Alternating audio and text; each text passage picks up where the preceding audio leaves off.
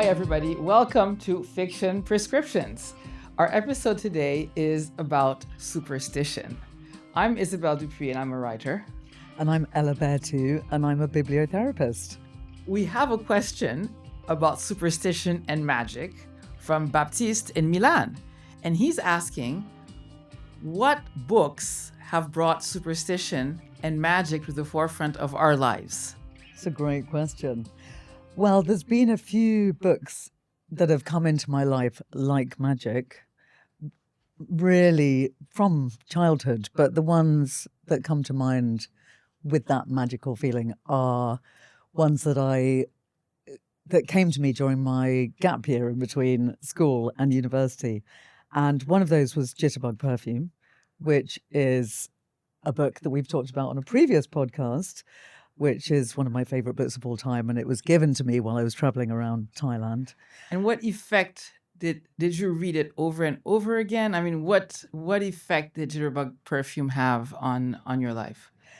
It probably transformed the way I looked at the world completely, because it's all about the quest for immortality, and it's about making anything happen, really. And the characters are just fantastic. It also made me look at writing in a completely different way, because I love the way Tom Robbins writes, and I had never encountered that kind of writing before then. What about you? Have you had... I was thinking that this question probably has two parts to it, because the question I was also asking myself when I read the question was, does the magic fade with age? So when I was in my 20s, I was working in business. I was not at all in the literary world. And I missed it. And I started reading Anna Karenina by Tolstoy. And I discovered that I would read this book at least twice a year. And I knew the book almost by heart, although it's a very big book. And I was in love with Vronsky on and off. Aren't we all? And it was a bit like a lifeline for me. It was a lifeline to a life that I wasn't part of, but that I somehow missed without really knowing it. And just knowing that I loved the emotion, the fantasy, that it was enriching my own perspective in ways that I can't even describe. You know, like because I liked my job, I was very busy. It's not like I wasn't bored, but I was missing something. And that was the magic in those years that literature brought to me. So do you still go back to Anna Karenina? No. Every year? Why not? You said you would twice a year. Yes. Forever. Well, that's what I'm saying. If this sense of magic fades with age, it's hard for me now to go reread a book. Although now that we're talking about this, I'm wondering if it's not something to revisit. I think you should, definitely. It's something I talk a lot about with bibliotherapy clients, actually, is to revisit books they read in their childhood or teens, because you get that sense of time travel when you read a book that you read at a formative age and you're 10, 20, 30, 40 years older. Then you go back and read it again, and it takes you back to your younger self, which I think is a really valuable experience. That is. So what what have you reread lately? Well, Jitterbug Perfume I go back to a lot. You still do? I do, yeah. And there's one of the books we're going to talk about today is one I reread often too. But before we get to that, I wanted to also mention this idea of bibliomancy. So one of the ideas in terms of thinking about books as magic is you can treat them as a kind of fortune-telling device. And I met this guy the other day at the Catalyst Club who was telling me that whenever he's at a crossroads in his life, he stands by his bookshelf with all his favorite books on it and sends out his left arm randomly without looking at the shelf to a book, grabs the book, opens it, whatever page it falls on, tells him what he needs to do at this time in his life. And he's a believer in that. And he said it's often given him really fantastic, profound advice. That is a fantastic idea. Yeah. But that would only work if you're the kind of person who has very well curated bookshelves. That's and true. not full of half rubbish books. Yes, and I think it's a difficult thing to curate? Because do you allow yourself to put random books on there, or do you put all your favorite books on that shelf, which is what I would do? I'd have Dishbug Perfume and The Master and Margarita. so, so that's another book that actually I was given on the same trip when I was in Thailand and what was then Burma, traveling around. And this guy handed me Master and Margarita. As I'm about to hand it to Ella right now. And that is a book that I read with my then boyfriend, Hugo. And we were both completely obsessed with the book at the time and read it over the next few weeks and shared it. And it also then became a very important book in my marriage because me and my husband read it as well. And it's one of those books that is a bit of a cult. It's a cult, but it's also a magical book about for a couple. And it's true because the same thing happened to me. We were talking about this earlier, how I also bumped into this book completely by accident about 25 years ago. And it became really important in my marriage, in my relationship. We both shared this book, just like you did. Yeah, And amazing. isn't it funny? And Yeah. I think it is, as you say, Yeah. the fact that it's a romance is one of the things that makes it such a symbolic book in many relationships. And it's also a book that you want to pass on to people all the time. So for people that have never read it, it's got 3 strands of the story. One is that the devil comes to Moscow in the form of a slightly sinister academic called Woland, and he's accompanied by a giant cat called Behemoth who talks, and he's got a couple of other people in his entourage, and he creates havoc in Moscow, but he's kind of dealing out justice to the bad politicians in Moscow. So this is Moscow in the 1930s. This is big time Stalin, right before World War II. It's bad. And Bulgakov was very much satirizing the events of the time. So there's the devil in Moscow. Then there's also the Master and Margarita. So the Master is a writer who is probably Bulgakov, and he's writing a book within the book about Pontius Pilate and Jesus Christ, who's called Yeshua in this novel. And so that's kind of a separate novel within the novel.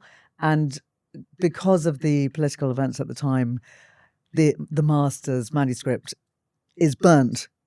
But one of the key phrases in the book is manuscripts don't burn, because the Master manages to rewrite his whole book because it's still in his head.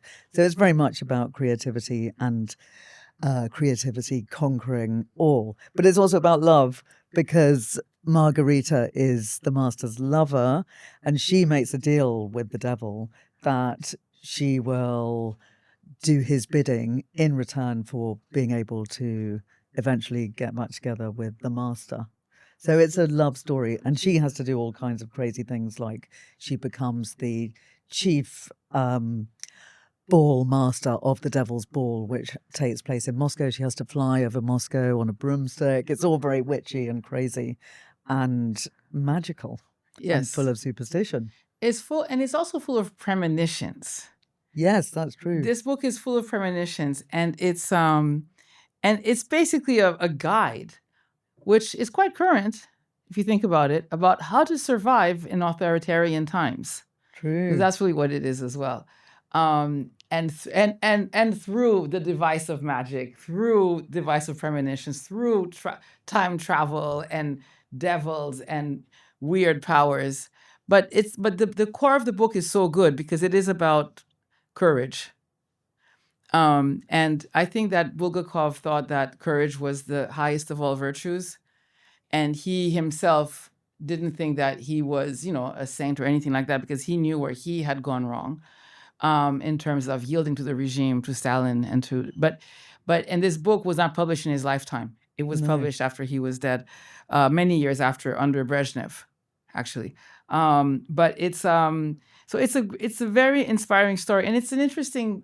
And this is part of the question about this topic of superstition, is how it is used to expose things that are difficult to say in a straightforward way, either because you're living in an oppressive and in a repressive state, or because you don't have the courage exactly to actually just put it out there. So you need a bit of help. Yeah, that's true. And it's also very much about magic in a world where magic is not accepted. So in the 1930s in Moscow, there was no religion allowed. There was no sense of any kind of anything that was beyond reality. But then here is Bulgakov writing this incredible story about the devil literally coming into Moscow. And that's, of course, why the book was banned. And the book within the book was also banned because that's about religion too, Pontius Pilate and Jesus. Which takes us to a poem also about Pontius Pilate. By Carol Ann Duffy, which is called Pilate's Wife. Firstly, his hands, a woman's, softer than mine, with pearly nails, like shells from Galilee, indolent hands, camp hands that clapped for grapes. Their pale, mothy touch made me flinch. Pontius. I longed for Rome, home, someone else. When the Nazarene entered Jerusalem, my maid and I crept out, bored stiff, disguised, and joined the frenzied crowd. I tripped, clutched the bridle of an ass, looked up, and there he was. His face? Ugly, talented. He looked at me.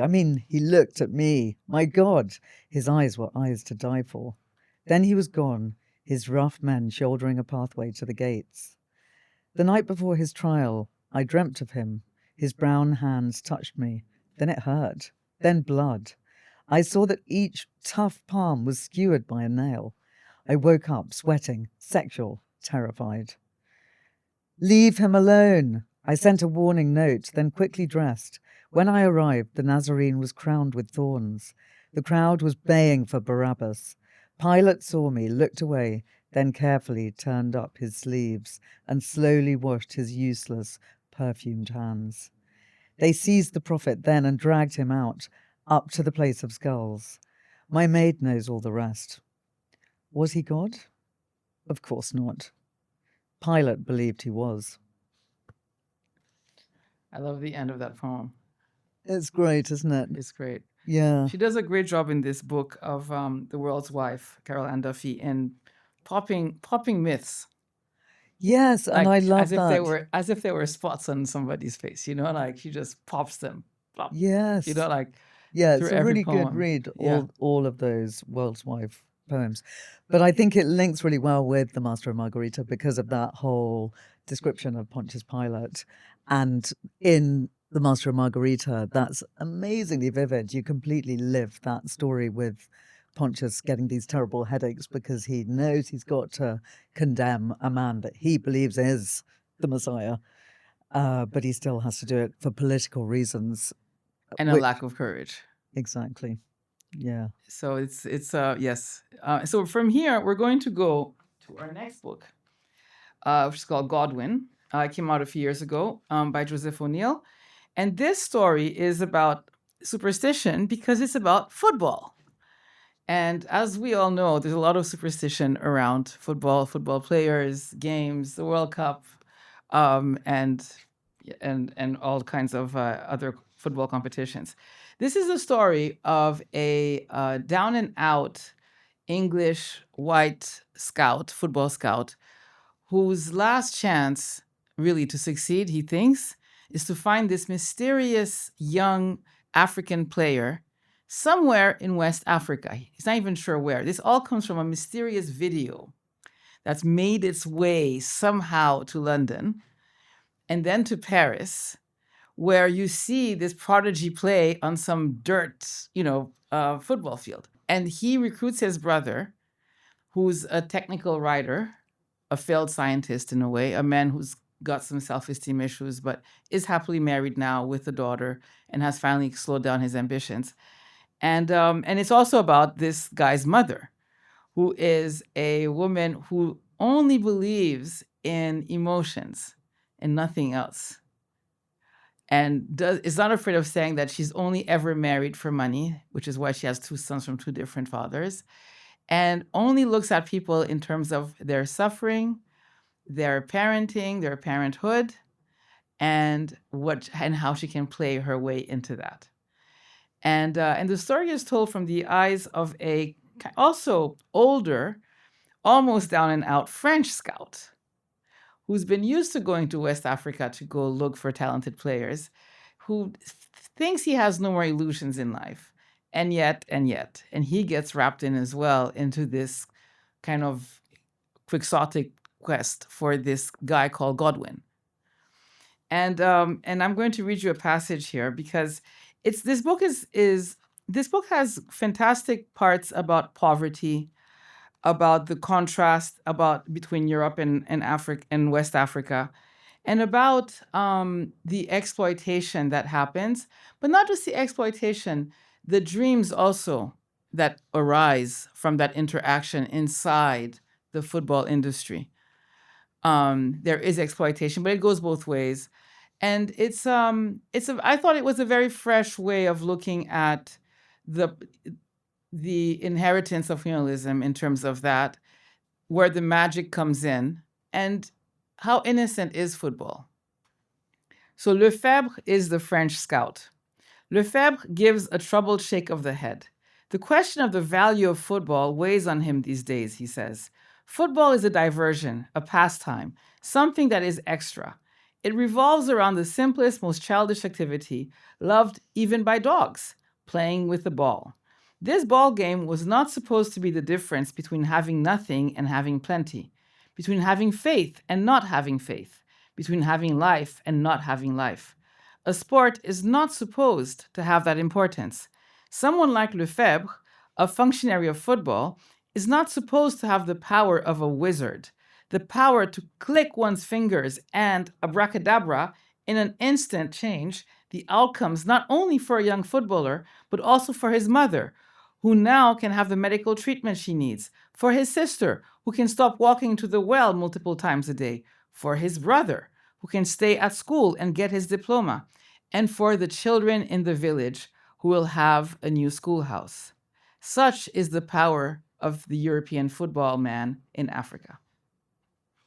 Great. Who would you prescribe this book for, do you think?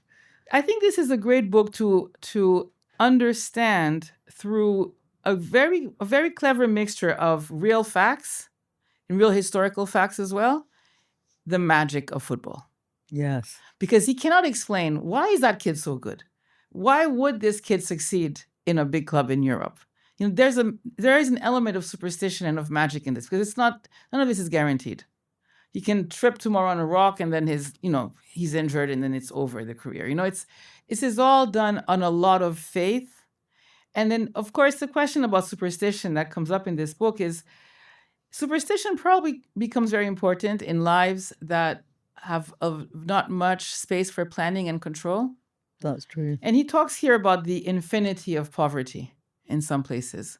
So Yeah. they go to Benin, which is a very, very poor country.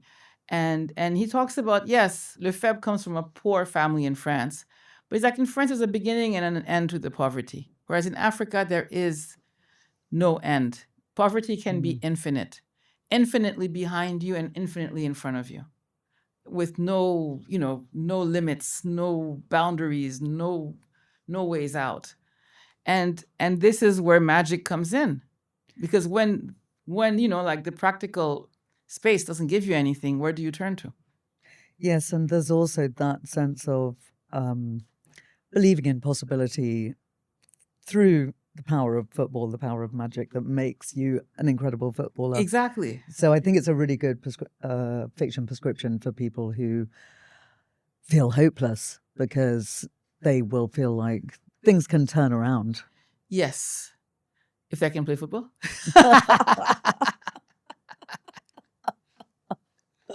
Well, this is a book for anyone who wants to play football. Yeah. I would say.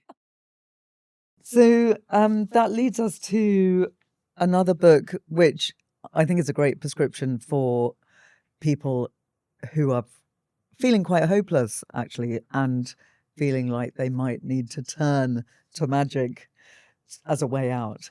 So this is Ibis by Justin Haynes, and it was it's a Trinidadian novel. It's about a very small village called New Felicity, fictional village, where one day a scarlet ibis turns up unexpectedly on the roof of a shop, and scarlet ibises never travel on their own. So it's seen as a very bad omen that there's one ibis sitting on this rooftop. And it slowly becomes apparent that there's been a lot of bad things that have happened in this village over the last few years. There was a witch called Catherine the Great Disemboweler who was murdered in the village by the villagers because she actually was responsible for 2 deaths in the village. And she was kind of like an old traditional woman that would have been hated because she was really had great sexual powers. So she had lots of lovers, and that's partly why she was killed. So there's a lot of bad stuff going on, and this is set in the present day. They've also got a Venezuelan refugee called Milagros, aged 11, who's been fostered by the village. So she's like the good, lucky omen of the village in a way. But because she's being fostered by all these people, it's illegal. They're not meant to have any Venezuelan refugees. So she has to be kept hidden. And some people think that she's bringing bad luck on the village because she has to be kept hidden from the authorities. And meanwhile, we also go back in time to 150 years ago when this village was actually part of a slave plantation, a sugar plantation. And we see lots of terrible things happening during that time. There's a hell of a lot of rape. So is it a bit of a trauma being translated into superstition? Yes, very much so. Oh, how interesting. Yeah, so there's a lot of omens within the book, such as there's a single flying fish. I didn't realize that single animals were a bad omen, but it seems to be in this case. So there's the single scarlet ibis, then there's also a single flying fish, because flying fish always travel in shoals. And where is the fish? In the sea? It's just going along by a boat in the sea, in fact by a refugee's boat. And when they all see the single fish, they're already terrified because they know it means bad things are coming. So there's all these omens that take place throughout the novel, but it is actually a trajectory that takes you to a good place in a way without giving too much away. And there's also a lot of interesting natural phenomena that are going on, not just the flying fish and the birds, but also the wind that is going around the village and going around the sea. And there's ghosts. There's the Catherine the Great Disemboweler's mother is a ghost. Was she also a part of the Action Women? I think she was also one of the one of the Diablesse. Yes. And so there's a lot of folklore from Trinidad woven into the book, but there's also these ghosts who very much live on the edge of reality. They come through, they perforate the consciousness all the time. It's the ghosts of the recent history, but also the ghosts of the slaves from the plantation and also the British colonial people that were in charge of the slaves. So there's a lot woven into this. It's quite a complex and intricate story, but if you sink into it, it's a bit like being in a dream. And I think it's a really good prescription for people feeling disconnected with nature because it gets you back into nature. Because it does get you back into nature through the wind and through the sea and the animals. Yeah. And that's another interesting that we haven't touched much about this yet. No. About nature and superstition. And Ibis is a good beginning for that. Yes. And if you want to go deeper into that, we have this book called Helm by Sarah Hill. And this is the story, imagined story, of course, because winds, I guess, don't talk very much. And this is the story of a wind in the northeast of England. And it was called Helm. And this wind, and it's seen from the perspective of the wind, and the wind is watching humanity evolve around it. against it, with it, um, worshiping it sometimes, and eventually destroying it. Yeah. It's a very beautifully written book, and it's set in Cumbria. And Sarah Hall's written a few books about set in Cumbria. And so it's lovely to read, actually recognizing some of the places as well. And so it is about a real wind called Helm. And there's many different viewpoints taken in the book, one of which, of course, is Helm itself. We Well, don't really. Helms is a bit like it's like a god that's not sure it is a god. Yeah. And Helm is watching humanity, rise upon Helm. In the beginning, we're talking about prehistoric people, and Helm is watching them die and live, and Helm is completely in control of everything. And then you go from there slowly to the Middle Ages, where you encounter actually probably the most superstition about Helm, and you meet this kind of like this exorcist, like a dragon slayer type of man. And the man is interesting because he never takes off his helmet. He's some kind of a knight. And he's got this helmet that's melted into his skin, into his skull. And so it's rotten and it's disgusting and his hair is falling out and he can't take off the helmet. He sleeps, he lives with this helmet that's where his flesh has grown into it. But it's a beautifully written book indeed. It's quite striking. And this man, he goes from monastery to monastery and he's fighting Helm. That's what he's doing. Yes. And there's another lovely character called Janny in the book, who's a girl. It's written, I think she's meant to be maybe 30 years ago. And she has this incredibly intense relationship with Helm, the wind. And she's always going to talk to Helm and she's trying to find little sweet wrappers to keep for Helm, the entity, to give them. And she seems to be crazy to her mother. And her mother sends her to a mental institution. And it's so tragic because then all of the delight and joy and fun is knocked out of her, and she stays there for a few years, and she comes back a completely transformed, windless, exactly, a transformed person. So Helm is about also like a loss of innocence to a certain extent, and a loss of magic, because Helm was magical, and it had a magical relationship with the people of Cumbria, the people of that area. And Helm talked about his cousins, the African winds, the winds in Asia, the winds in North America. But then eventually you realize that with industrialization, Helm is losing steam.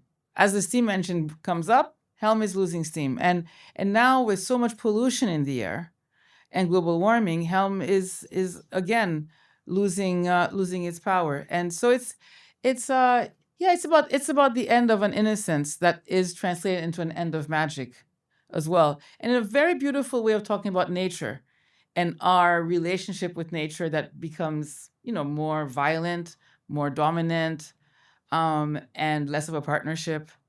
And if that partnership is through magic, then that's a beautiful thing.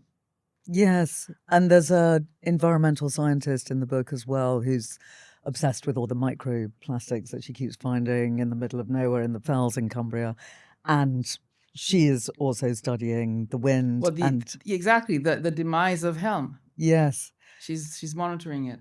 So as a fiction prescription, I think it's a great one for people worrying about the environment, because it makes you want to reconnect with the environment as much as possible. And also people looking for a way to talk about it. Yeah. Looking for a way to communicate this in a way that is magical, in a way that is inspiring, and in a way that is not so scientific and perhaps a bit dry. Yes, and it's asking about superstition really as to whether it might have a kind of reality even in the modern world. And use. Yeah. Yes. Yeah. Exactly. And use in terms of relating to certain phenomena. Yes.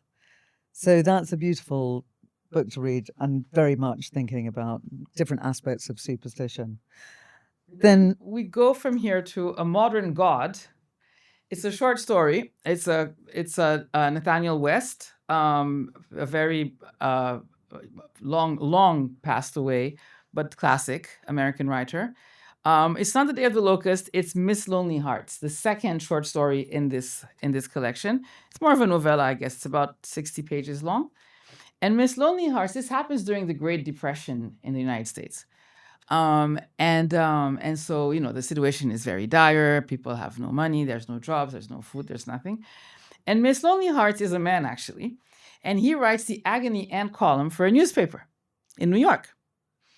And he is having a crisis of faith because he can't help anybody. He keeps getting these letters, and they're all horrible.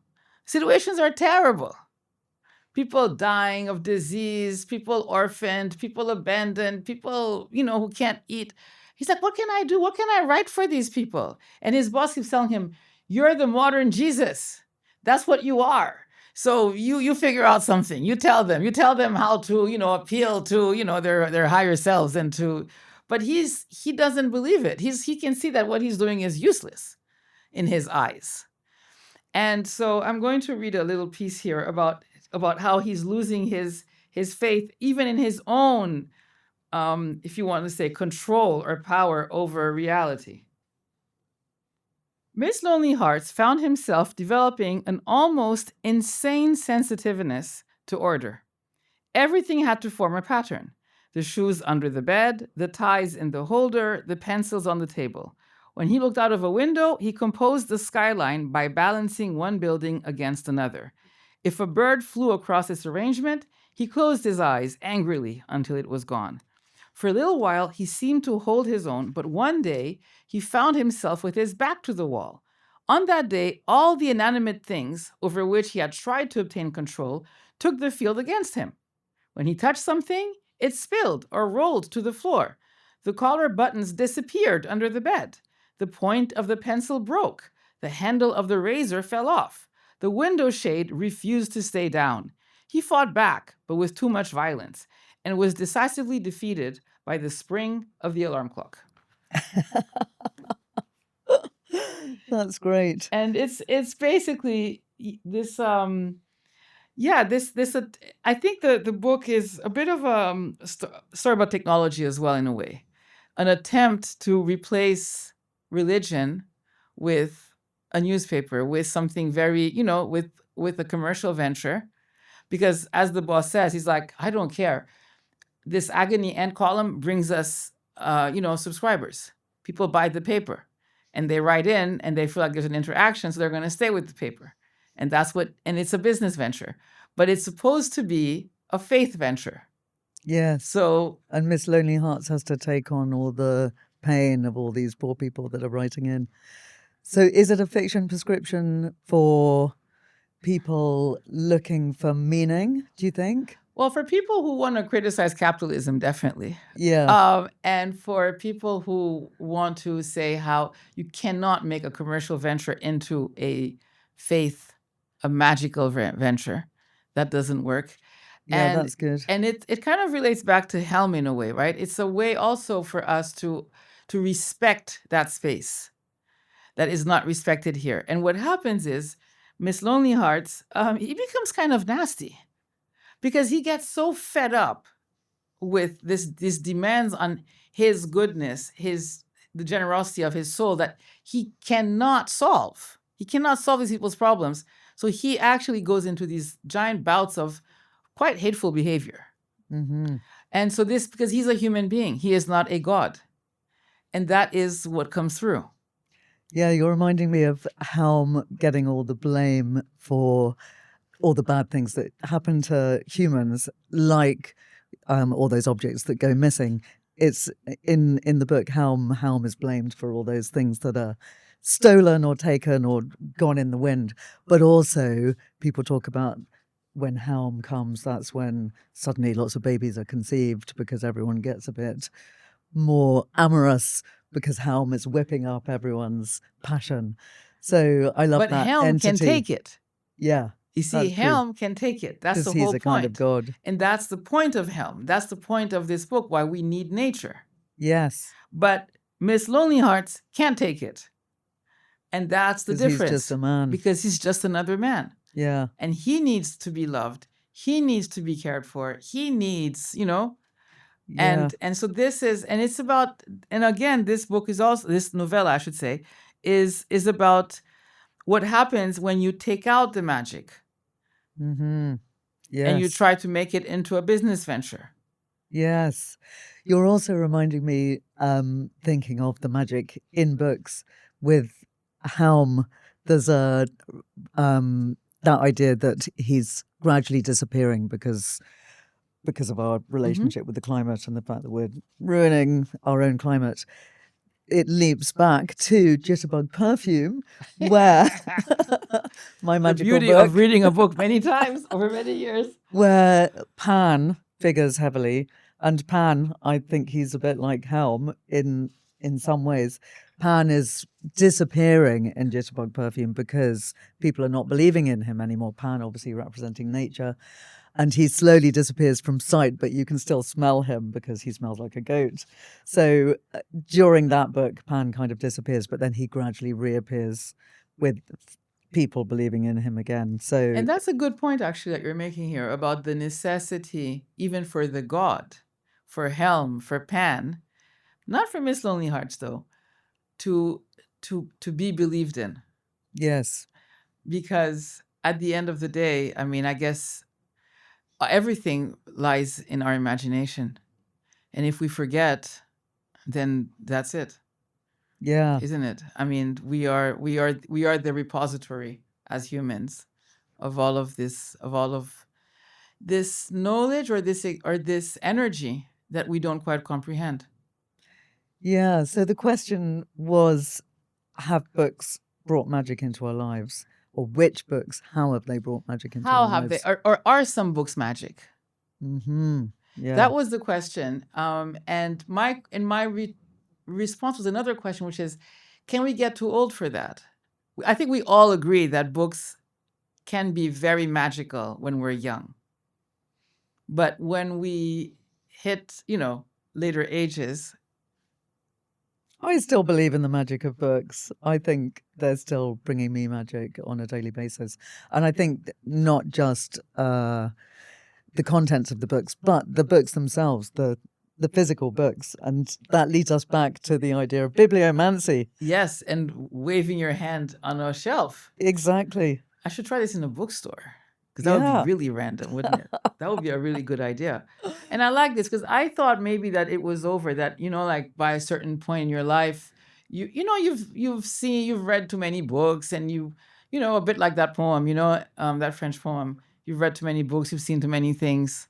You're kind of, just all you want now is some quote unquote peace.